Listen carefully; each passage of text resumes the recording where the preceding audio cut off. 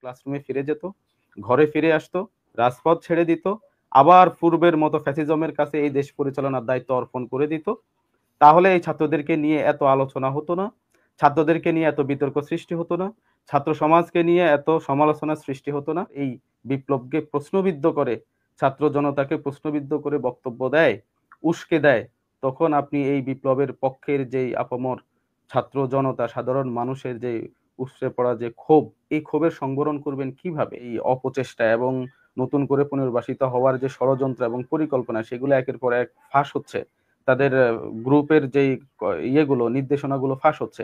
তো এইটা দেখে সাধারণ মানুষের মধ্যে এরকম একটা ভীতি, একটা আশঙ্কা তো তৈরি হইতে পারে। উনি ওনার আলোচনায় বলেছেন, যদি আওয়ামী লীগ গণহত্যা করে থাকে কিংবা আওয়ামী লীগ যদি কোনো অন্যায় করে থাকে, আপনি গত 5 আগস্ট যেই অভূতপূর্ব ছাত্র জনতার অভ্যুত্থান ঘটে গেল, যে গণহত্যা চালানো হলো, সেখানে 2000 শহীদের তাজা রক্ত রাজপথে আমরা দেখেছি, সেখানে প্রায় 20 থেকে 25,000 আর আহত হয়েছে, পঙ্গুত্ব বরণ করেছে, অঙ্গহানি হয়েছে, যারা এখনো অধিকাংশই হাসপাতালের বেডে কাতরাচ্ছে।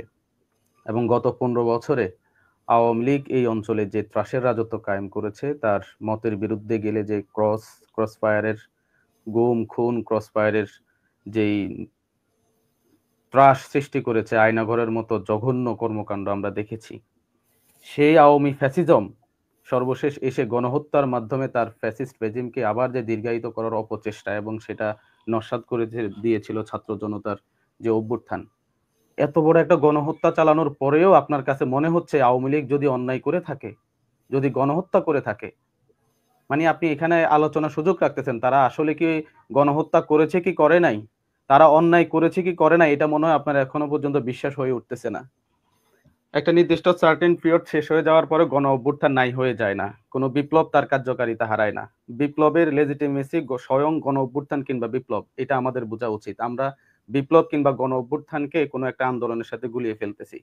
যাই হোক, আমি ওনার সাথে আরেকটা বিষয় উনি বলেছেন যে অধিকাংশ অভ্যুত্থানের কিংবা আন্দোলনের অধিকাংশ ছাত্ররাই তাদের ক্লাসরুমে ফিরে গিয়েছে, কতিপয় ধান্দাবাজ এগুলো করতেছে। দেখেন, আমাদের এই যে ছাত্র জনতার যে অভ্যুত্থান, এই অভ্যুত্থানের 3 দিন আগে 3রা আগস্ট নাহিদ ইসলাম যেই ফ্যাসিবাদী ব্যবস্থার বিলোপ এবং নতুন রাজনৈতিক বন্দোবস্তের যে এক দফা ঘোষণা দিয়েছেন, সেই এক দফার যে নতুন রাজনৈতিক বন্দোবস্ত, এই বিপ্লবের যে ন্যারেটিভ, যে বয়ান, 5 আগস্ট পরবর্তী সময়টাতে যে নতুন রাজনৈতিক বন্দোবস্তের বয়ান প্রতিষ্ঠায় ছাত্রদের যেই নতুন কর্মযজ্ঞ শুরু হয়েছে, নতুন যে তৎপরতা সৃষ্টি হয়েছে, এবং ছাত্ররা যদি সত্যিকার অর্থে 5 আগস্ট পরবর্তী সময় যদি ক্লাসরুমে ফিরে যেত, ঘরে ফিরে আসতো, রাজপথ ছেড়ে দিত, আবার পূর্বের মতো ফ্যাসিজমের কাছে এই দেশ পরিচালনার দায়িত্ব অর্পণ করে দিত, তাহলে এই ছাত্রদেরকে নিয়ে এত আলোচনা হতো না, ছাত্রদেরকে নিয়ে এত বিতর্ক সৃষ্টি হতো না, ছাত্র সমাজকে নিয়ে এত সমালোচনা সৃষ্টি হতো না। যেহেতু ছাত্র সমাজ নতুন রাজনৈতিক বন্দোবস্তর কথা বলেছে, যেহেতু ছাত্র জনতা এই ঘুণে ধরা রাষ্ট্রের সংস্কার চেয়েছে, যেহেতু কিন্তু অভ্যুত্থানের পক্ষের ছাত্ররা শক্তিগুলো এই ছাত্ররা আমি শেষ সংস্কার করি চায়। আমি শেষ করি বুঝা আমি শেষ করি সংস্কার প্লিজ, চায়, আমি তাহলে শেষ করি। এতজন পালিয়ে গেল কিভাবে? মানে আসলে ডেভিল যদি আমরা বলে থাকি আওয়ামী লীগকে, তাহলে আসল ডেভিলরা তো পালিয়ে গেছে। আমি শেষ করি। হুম। এই ছাত্ররা যদি, যেহেতু রাষ্ট্রের সংস্কারের কথা বলতেছে, গত 15 বছর ধরে রাষ্ট্রের কাঠামোগত যে ফ্যাসিজম প্রতিষ্ঠা পেয়েছে, এই ফ্যাসিজমের মূল উৎপাটন করে রাষ্ট্রের কাঠামোগত সংস্কারের কথা বলেছে। এই ছাত্ররা যখন কালচারাল ফ্যাসিজমকে নস্যাৎ করে নতুন ভাবে ভারতের আধিপত্যবাদের বিরুদ্ধে নতুন বাংলাদেশ পন্থার উপরে কালচারাল একটা এস্টাবলিশমেন্ট প্রতিষ্ঠার রাস্তায় নেমেছে, ছাত্ররা যখন এই রাষ্ট্র কাঠামোর ফ্যাসিজমের পরিবর্তে নতুন করে যে নতুন রাজনৈতিক বন্দোবস্তের বয়ান মাঠে ছেড়েছে, এই কারণেই মূলত দীর্ঘ সময়ে এক পতিত ফ্যাসিস্টের পতন হয়েছে। নতুন করে আবার যারা ফ্যাসিজম কায়েমের যে ইন্টেনশন ভিতরে লালন করে, তাদের কাছে বাদ সেধেছে ছাত্র সমাজকে, যে ধান্দাবাজ ছাত্র সমাজকে এই যে এইসব কথা বলে তাদেরকে বিতর্কিত করার একটা অপপ্রচেষ্টা চালানো হয়। দেখুন, আওয়ামী ফ্যাসিজম গত 15 বছরে যে ত্রাসের রাজত্ব কায়েম করেছে, কালচারাল ফ্যাসিজম প্রতিষ্ঠা করেছে। দেখেন, আহ এটা নিয়ে অনেক লিটারেচার লেখা হয়েছে যে আওয়ামী লীগ হচ্ছে একটা ধর্ম, ওই ধর্মের দেবতা হচ্ছে শেখ হাসিনা এবং খোদ শেখ মুজিবুর রহমান, এবং তাদের এই দেবতা হিসেবে প্রতিষ্ঠা করার জন্য এমন কোনো হীন কাজ নাই গত 15 বছরে করা হয় নাই। প্রায় 1200 মুরাল এবং হচ্ছে আপনার ভাস্কর্য বলেন, মূর্তি বলেন, সারা দেশে স্থাপন করা হয়েছে। অফিস, আদালতে, শিক্ষা প্রতিষ্ঠানে, ইভেন কি হাসপাতালেও তাদের ছবি ছবির রাজনীতি করেছে, তারা ছবি প্রতিষ্ঠা করেছিল।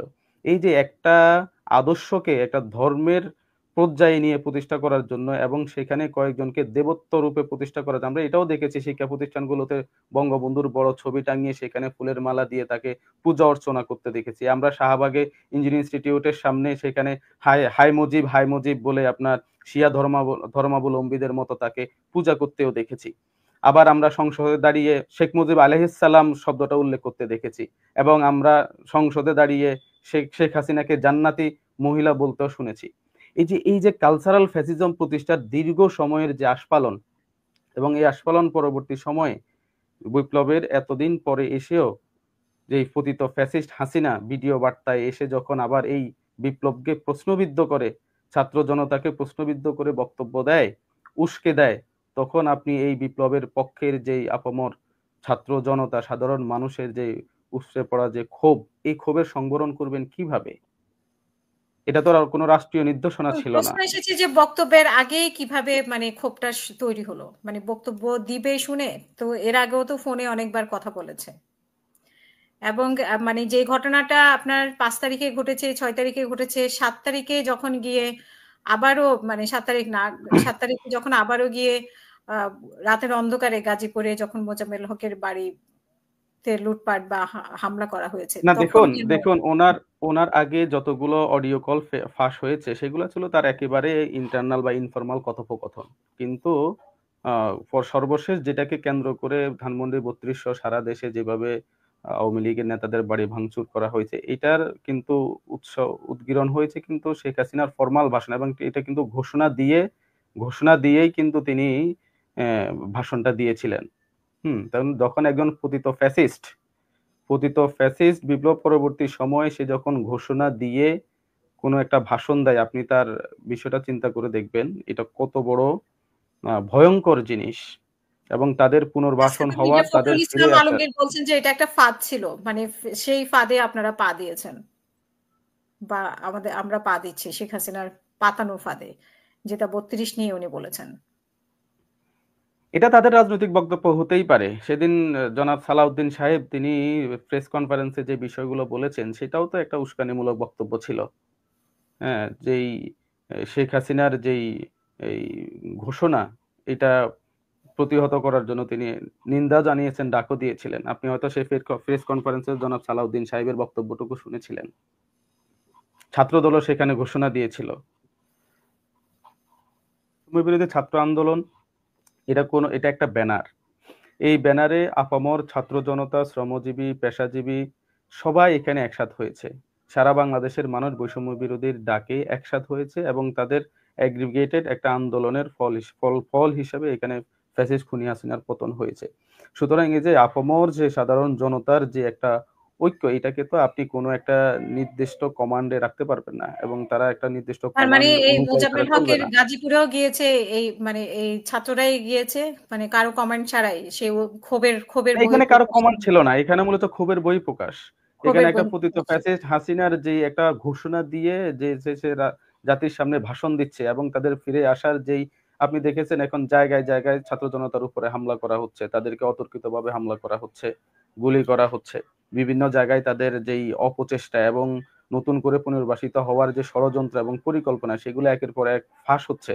তাদের গ্রুপের যেই ইয়েগুলো, নির্দেশনাগুলো ফাঁস হচ্ছে।